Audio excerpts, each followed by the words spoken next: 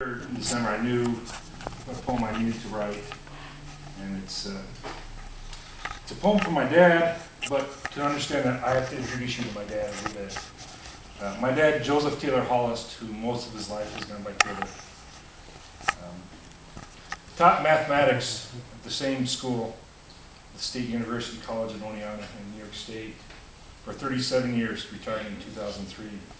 He was a mathematician. Especially with geometry. But since there's not a lot of call for that, every semester he taught a section of calculus, which he could go up to the class and just start right on the board and be where he left off last class. He taught it so often. But he also taught computer science, which he was usually a day ahead of the students, and any other math that needed to be taught. Along with this, my father probably spent another full-time job as a volunteer leader at our church, and despite that, none of us 7 kids ever felt we were left unattended by him. He often included us in whatever he did. Our favorite thing often was, on our days off of school when he had to teach, was to go up and hang out in his office, which he had. He said he's had 3, but in my lifetime, I'm one of the older kids, only remember 1. So at the end of his career, he got interested in the artist M.C. Escher and studied him as a mathematician, studied the correspondence between some collectors and some of his thinking. In fact, at the end, his colleagues affectionately called him M.C. Hollis. So this is a poem. I have pictures for you. Based on M.C. Escher's Day and Night. And the poem's entitled Spring and Fall. We start off with a quote from M.C. Escher.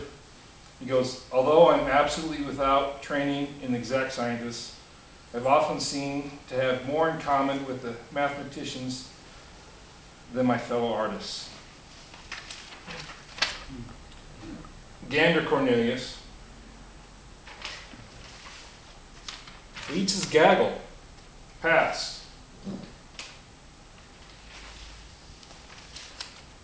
Past the town where the Escher family live, past the river next to the town, past the orange, yellow, and red tulips, past the smells of freshly plowed earth, past the farmers in the field preparing for spring planting.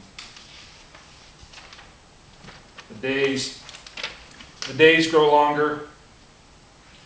Spring transforms into summer. Summer flies by. Summer transforms into fall as the nights grow long once again. With the last of the hay cut and stored away, a gaggle flies past the farmers chopping corn for silage, past the smell of dying and decomposing leaves, past the red, the yellows, the orange of fall foliage. Past the river next to the town where the Hollis family lives, being led south by Taylor the Gander.